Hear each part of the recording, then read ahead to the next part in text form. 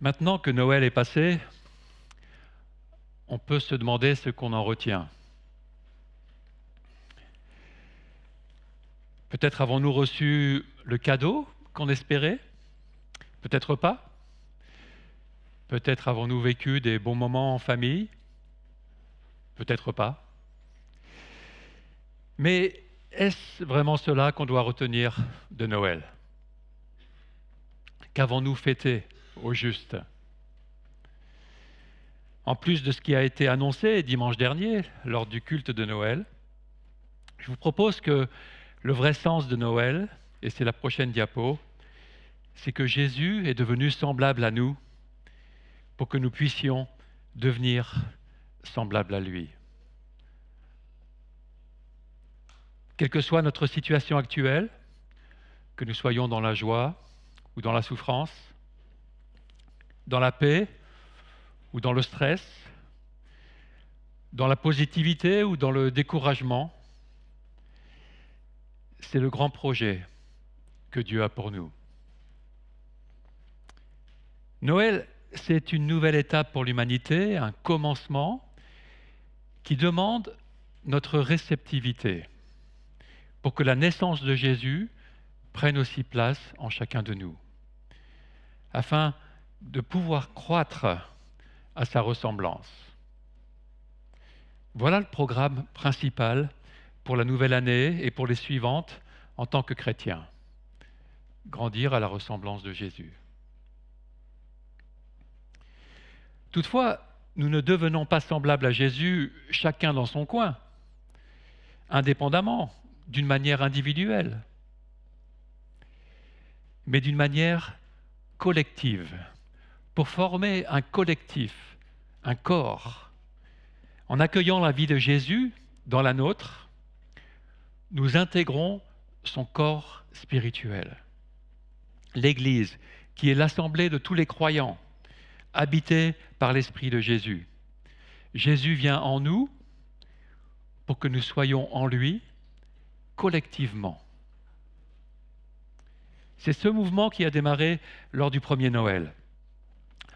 En Jésus, Dieu se rassemble un peuple, son peuple. En Jésus, Dieu accomplit sa promesse d'une nouvelle alliance avec Israël, dans laquelle il inclut des personnes de toutes les nations, toutes celles qui voudront s'y joindre avec reconnaissance. La Bible nous fait comprendre que la naissance de Jésus est un point crucial de la réalisation du grand projet éternel de Dieu. Un projet établi avant même qu'il ait commencé à créer le monde. Ainsi, l'événement de sa naissance, même s'il s'est passé avec peu de témoins dans un coin perdu et sombre de la planète, il n'en demeure pas moins le point central de l'histoire de l'humanité. C'est un événement issu du cœur et de l'imagination de Dieu lui-même, un événement qui trouve ses racines dans l'élan de son amour. Comme cela a été rappelé par les jeunes dimanche, depuis des siècles, Dieu avait annoncé cela par ses prophètes dans les Écritures de l'Ancien Testament, et il a tout mis en place à cette fin. Cela s'est concrétisé d'une manière extraordinaire, lorsque le Fils éternel et glorieux de Dieu est devenu un petit bébé humain. Tellement extraordinaire qu'on pourrait en douter. Mais je voudrais que ce matin qu'on considère un point de vue scientifique, selon Marc Fiquet de l'association Science et Foi, que l'incarnation peut tout à fait faire sens, même au niveau scientifique. Il explique: notre univers physique n'est pas verrouillé. Il est structurellement ouvert. Il a été conçu dès l'origine avec une capacité d'accueil pour ce qui le dépasse. L'incarnation doit être vue comme un croisement des axes vertical et horizontal. Elle n'est pas une intrusion magique, c'est l'établissement d'un nouveau système de coordonnées. Le théologien Torrance utilise cette image géométrique forte, et c'est la diapo suivante. Imaginez notre histoire et notre physique comme un plan horizontal. L'incarnation est le moment où la dimension verticale, qui est la liberté éternelle de Dieu, vient croiser cet axe horizontal. En Jésus, ces deux lignes se rencontrent réellement. Ce croisement ne détruit pas la ligne horizontale, notre humanité, nos lois physiques. Au contraire, il la maintient et lui donne son orientation. Jésus devient le lieu géométrique précis où l'homme rencontre Dieu dans la réalité physique. Mais il ne faut pas voir Jésus juste comme un être humain isolé, posé là dans l'espace. En s'incarnant, il a créé un champ de force nouveau au cœur de l'humanité. Ainsi, la physique moderne nous a appris à penser en termes de champs, comme un champ magnétique ou un champ gravitationnel. Un champ est une zone d'influence invisible, mais réelle, qui relie et organise tout ce qui s'y trouve. Tout comme un aimant réoriente la limaille de fer autour de lui sans la toucher, la présence de Jésus réorganise la structure du temps et de l'espace autour de lui. Il crée une zone d'influence où la réalité humaine est mise en cohérence avec la réalité divine. En physique, un champ est parcouru d'énergie. Et dans ce champ qu'on pourrait qualifier de théologique, l'énergie vivante qui relie tout et rend cette structure dynamique, c'est le Saint-Esprit.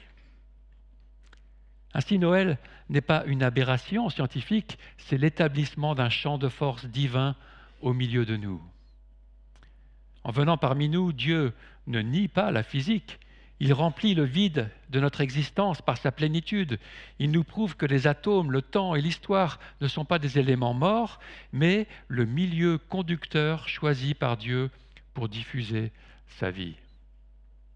Dieu ne cherche pas à nous extraire du monde physique, mais vient nous sauver au sein même de notre temps et de notre espace, en donnant une valeur éternelle à notre réalité. L'incarnation est le point de contact réel où l'éternité guérit notre temps de l'intérieur. Elle signifie que Dieu est réellement venu dans notre espace et notre temps et qu'au sein des limites de notre existence, il a ouvert une voie pour que nous participions à sa vie éternelle. La crèche n'est pas une anomalie dans le cosmos, c'est le centre à partir duquel tout le reste prend son sens.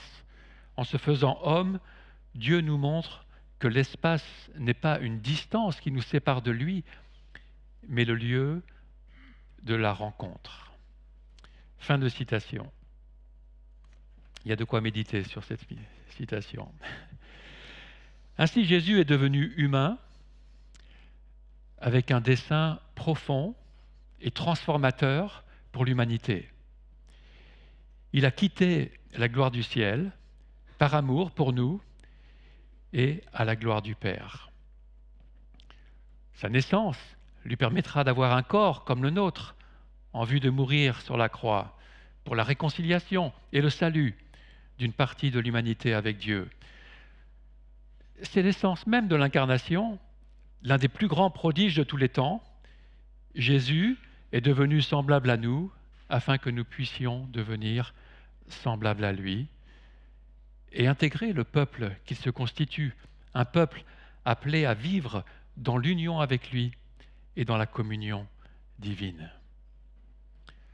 Son but ultime en s'incarnant est de nous conformer à lui-même, de faire partie de son corps spirituel, nous permettant de partager de plus en plus sa nature et sa vie avec Dieu le Père.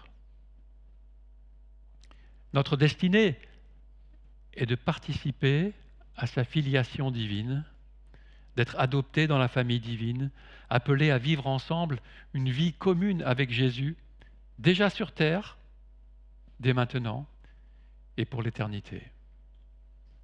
Avions-nous conscience de cette dimension cosmique en fêtant Noël? Le projet de Dieu est-il aussi devenu le projet de notre vie? Celui d'entrer dans son plan, de nous intégrer en Jésus? Avons-nous vraiment réalisé que c'est le plan ultime de Dieu pour nous? Y avons-nous adhéré? C'est son plan depuis le début. Alors voici comment ce projet global de Dieu se réalise en Jésus-Christ. Au commencement de la création, comme l'explique le Nouveau Dictionnaire biblique, il est dit dans le livre de la Genèse que l'être humain a été créé à l'image de Dieu. L'Esprit de Dieu lui a été insufflé, il a une personnalité intelligente, il est capable d'imaginer et donc de créer, de décider. Il a été capable de communiquer avec Dieu, qui lui a confié une domination positive sur toute la création. Les termes hébreux qui décrivent l'être humain à l'image de Dieu parlent de ressemblance, d'ombre, de modèle, et appliquent cette ressemblance autant au domaine moral, aux attributs et aux qualités, qu'à une réalité physique susceptible d'être vue. Le Nouveau Testament réaffirme que l'homme, l'être humain, est image et gloire de Dieu. Cependant, les êtres humains ne sont jamais arrivés à refléter parfaitement cette image.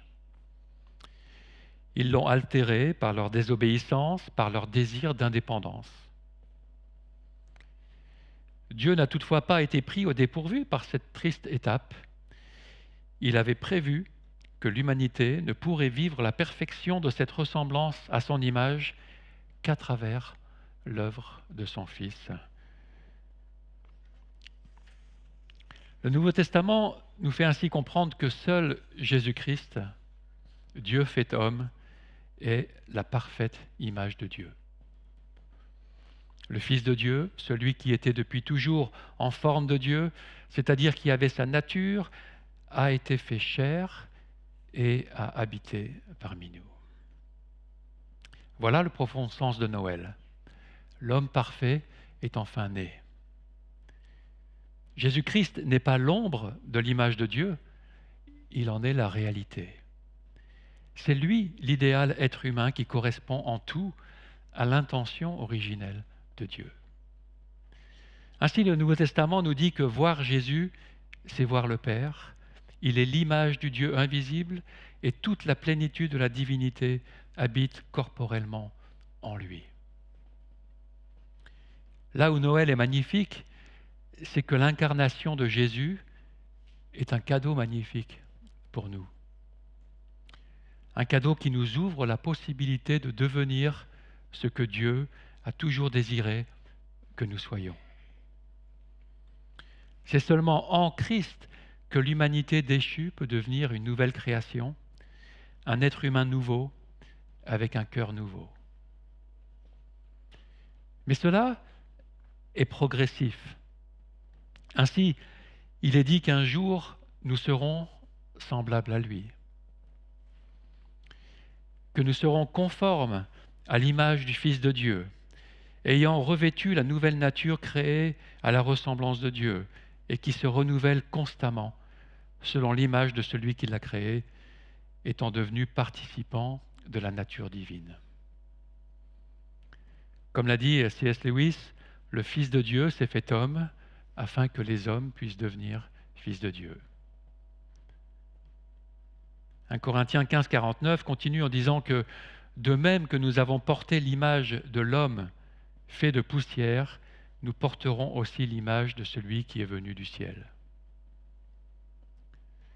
Si nous avons accueilli Jésus dans notre vie, nous pouvons commencer à vivre ce que Paul dit en 2 Corinthiens 3, 18, nous sommes transformés en la même image, de gloire en gloire, comme par le Seigneur, l'Esprit.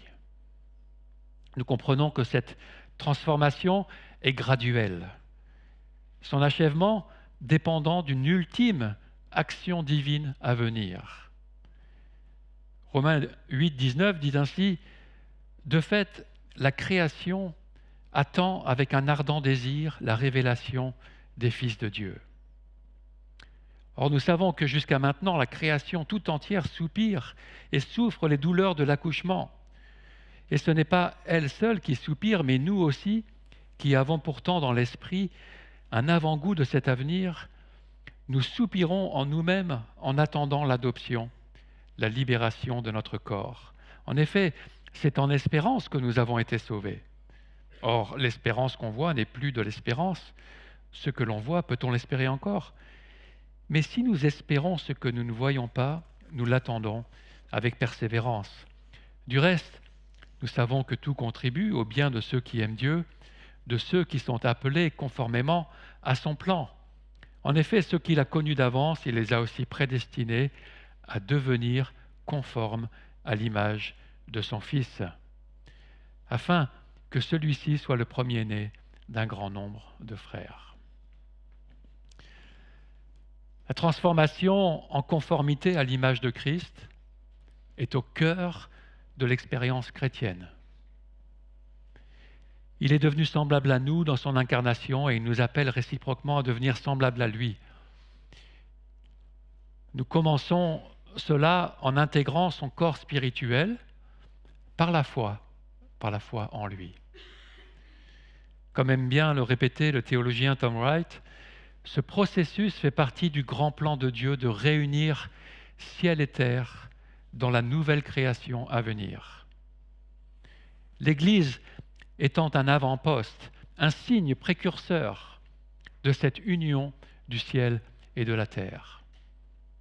Elle est le peuple de Dieu déjà assis spirituellement en Christ dans les lieux célestes, tout en vivant cette vocation dans les difficiles et exigeantes réalités terrestres. Ainsi, l'Église est un témoin visible devant le monde des réalités célestes du monde à venir. Elle est dans cet entre-deux du ciel et de la terre, du déjà et du pas encore, déjà ressuscité en Christ et pas encore ressuscité physiquement. Selon 1 Jean 3,2, cette transformation sera achevée lorsque nous verrons Jésus, c'est-à-dire à son retour. Alors, nous serons semblables à lui, car nous le verrons tel qu'il est, et même notre corps sera semblable au sien, selon Philippiens 3,21, qui dit que Jésus transformera notre corps de misère pour le rendre conforme à son corps glorieux par le pouvoir qu'il a de tout soumettre à son autorité. Comprenons que tout cela a été enclenché à Noël. Avons-nous reçu le Christ pour entrer dans ce plan éternel de Dieu ? Il est crucial, d'une importance capitale, d'écouter ce que Dieu a révélé à l'humanité à travers Jésus. L'Épître aux Hébreux dit ainsi au chapitre 1, verset 2, « Dieu, dans ces jours qui sont les derniers, nous a parlé par le Fils.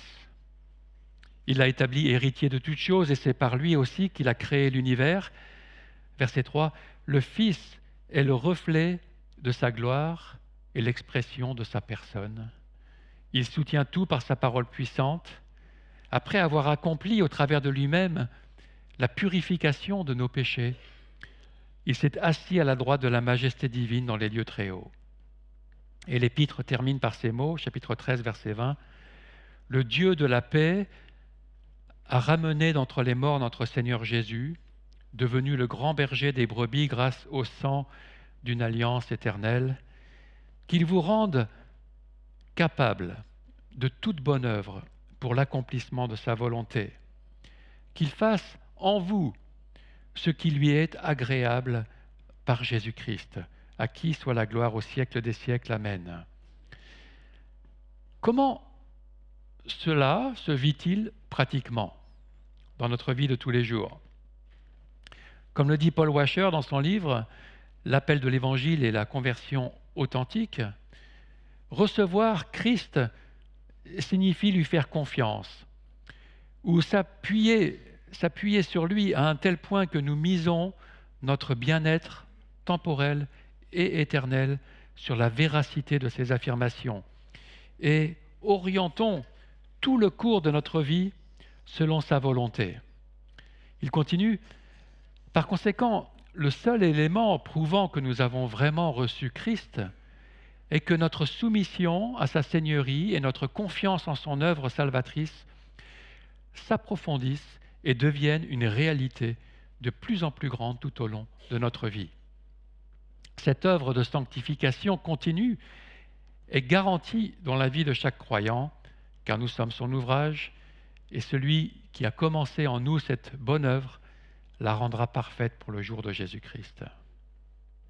Alors je suis d'accord avec ces mots de Paul Washer et bien sûr ces citations d'Éphésiens 2.10 et de Philippiens 1.6, mais là où il ne semble voir par ailleurs que l'œuvre de Dieu seul dans ce processus, du début à la fin, je crois que la Bible enseigne aussi que non seulement l'homme a la responsabilité d'accepter l'Évangile,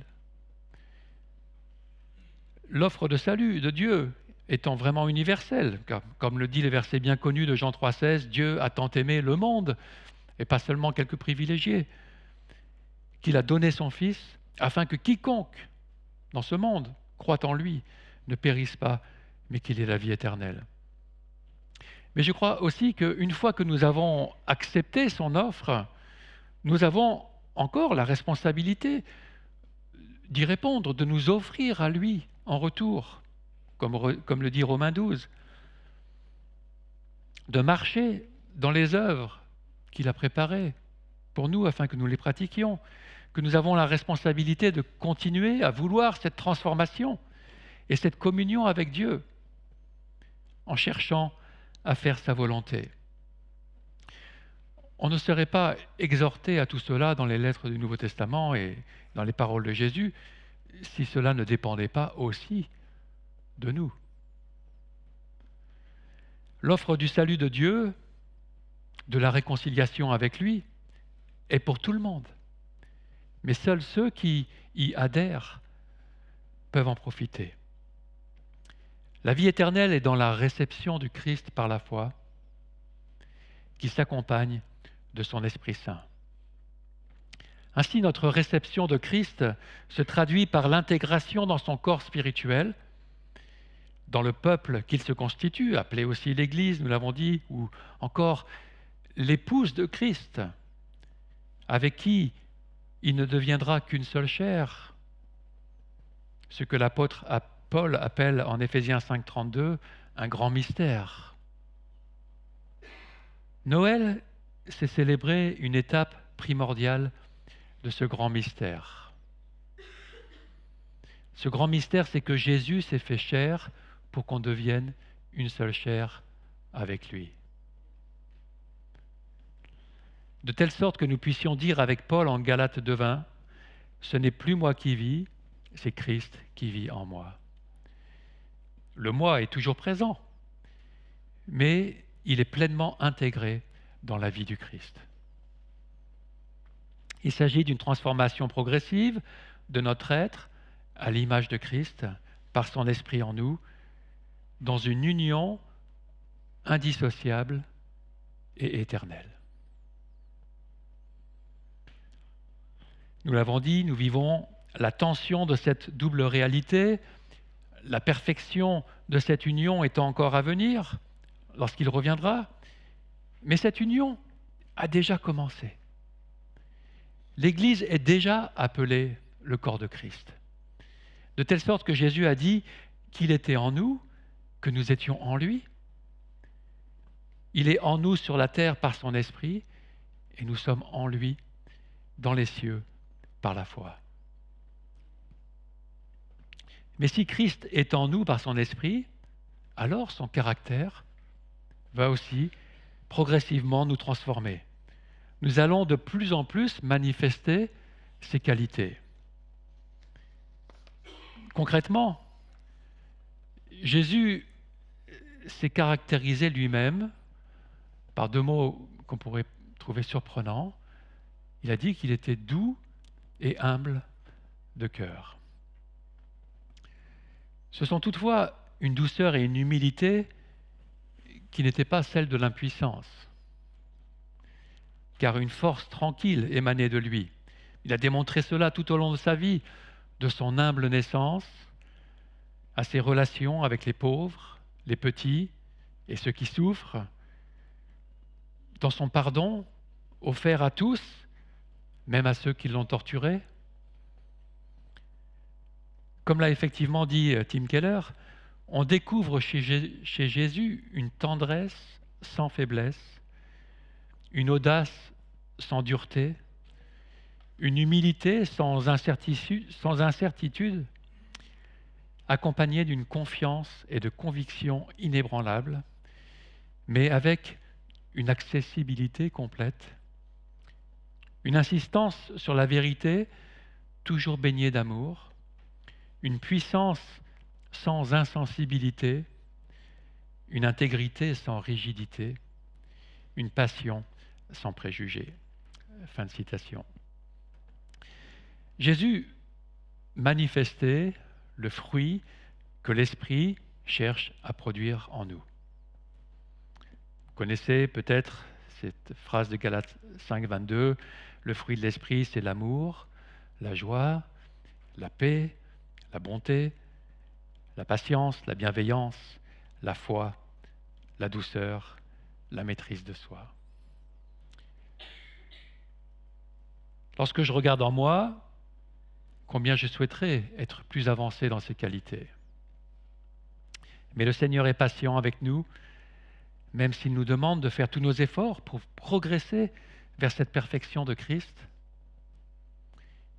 en ayant les yeux fixés sur lui, en comptant sur son Esprit Saint et dans la prière. Voilà le programme dans lequel nous entrons après Noël, si nous avons bien reçu cet incroyable cadeau de Dieu. Cet immense cadeau de nous faire sortir de notre état de pécheur. Nous étions séparés de Dieu par nos offenses commises envers lui, comme par exemple les offenses de n'avoir pas tenu compte de lui dans nos décisions, ou d'avoir eu des comportements qui lui déplaisent profondément. C'est ce qu'on appelle le péché, cette attitude d'indépendance envers Dieu, alors que nous lui devons tout. Et selon le jugement de Dieu sur notre situation, sur notre attitude, nous sommes tous coupables de cette offense fondamentale. Il fallait que Dieu lui-même s'incarne pour qu'une personne sans péché, ne méritant pas de jugement, puisse prendre ce jugement de Dieu sur elle-même, à notre place, pour nous en délivrer. C'est ainsi que selon le plan éternel de Dieu, Christ, l'agneau de Dieu, comme on l'a chanté, préparé dès avant la fondation du monde, est allé jusqu'à la croix pour porter nos offenses et subir le jugement divin, nous en libérant par cette mort expiatoire, en détournant le jugement sur lui-même. Il nous a délivrés, purifiés de nos péchés par son sang qui a coulé. Mais Dieu, pleinement satisfait par ce sacrifice qu'il a lui-même mis en place, l'a ressuscité le troisième jour. Jésus s'est alors assis à la droite de Dieu sur le trône divin, revenant à son point de départ, mais cette fois-ci avec un corps humain, glorifié, à jamais identifié à nous. Il règne dans les cieux, déjà maintenant, et nous sommes spirituellement en lui, unis à lui, à la droite du Père, lorsque nous plaçons notre foi en lui. C'est tout cela que nous allons célébrer par la Sainte Seine dans quelques minutes. Pour récapituler et terminer, oui, Dieu accorde sa grâce à tous les êtres humains qui placent leur foi en Jésus. Ils sont alors réconciliés avec lui et sauvés du jugement à venir. Ils sont alors intégrés en Jésus. Ils font partie de la famille de Dieu. Ils sont ses fils et ses filles. Ils le sont déjà, et nous l'avons vu, pas encore tout à fait. C'est cela qui se passe lorsque nous recevons Jésus comme notre Sauveur. En délaissant notre passé indépendant de Dieu, cela s'appelle la repentance, et en recevant son Esprit, qui est l'Esprit de Dieu, l'Esprit de Jésus, le Saint-Esprit, l'Esprit d'adoption, qui fait de nous des enfants de Dieu, nous entrons dans la nouvelle humanité que se crée Dieu en Jésus. Pour citer plus complètement ce verset de Galates 2:20, « Ce n'est plus moi qui vis, c'est le Christ qui vit en moi. Ma vie présente dans la chair, je la vis dans la foi du Fils de Dieu qui m'a aimé et qui s'est livré lui-même pour moi. » Et cela, selon Éphésiens 4:13, « jusqu'à ce que nous parvenions tous à l'unité de la foi et de la connaissance du Fils de Dieu, à la maturité de l'adulte, à la mesure de la stature parfaite de Christ. » Notre croissance jusqu'à la stature parfaite de Christ est le plan éternel de Dieu, dont ce qui s'est passé à Noël, la première venue du Fils de Dieu, est une étape primordiale avec la crucifixion et la résurrection qui suivent. Jésus a promis de revenir pour achever ce plan. Ce sera l'ultime étape du grand mystère de notre union parfaite en Jésus-Christ avec Dieu le Père et par son Esprit. Cette offre de Dieu d'entrer dans son plan de transformation et de communion éternelle est pour chacun et chacune d'entre nous. Quoi que nous ayons fait auparavant, elle est pour tous ceux et celles qui entendront son appel et qui le recevront. Avons-nous accepté cette offre magnifique, ce cadeau de Dieu à Noël? Avons-nous reçu la vie nouvelle de Jésus qui nous transforme pour former un seul corps avec lui à la gloire de Dieu notre Père? Dieu nous a tellement aimés qu'il a mis en place ce salut en son Fils Jésus-Christ avant qu'aucun humain ne naisse. Avant même que nous existions, avant même que nous péchions contre lui, ce plan était déjà en place. Entrons dans son plan éternel. Recevons sa grâce qui couvre tous nos méfaits. Découvrons les premiers effets de la communion en Jésus-Christ par son Esprit Saint dans notre vie de tous les jours. Prions. Et une fois n'est pas coutume, nous allons afficher la prière à l'écran pour que vous puissiez aussi mieux la faire vôtre si vous le désirez. Père, je reconnais que je n'ai pas toujours conscience de ces vérités glorieuses. Pardonne-moi, pardonne-nous pour toutes les fois où nous ne vivons pas, où nous n'avons pas vécu en accord avec ton plan, selon la perfection de Jésus-Christ que tu souhaites en chacun de nous. C'est mon désir le plus profond de connaître toujours plus ton amour et de le vivre. Que ton esprit m'aide à lever tous les blocages que je peux encore avoir et que ta parole illumine toute zone d'ombre qui est en moi. Seigneur Jésus, merci pour tout ce que tu as fait et pour ce magnifique chemin d'union avec toi, ouvert devant nous. Aide chacun et chacune d'entre nous à y entrer et à y marcher. Aide-nous à manifester autour de nous cette lumière qui vient de toi, ton amour.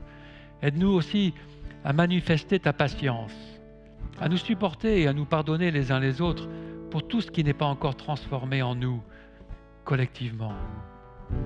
Nous prions tout cela à la gloire éternelle de notre Père Céleste. Amen.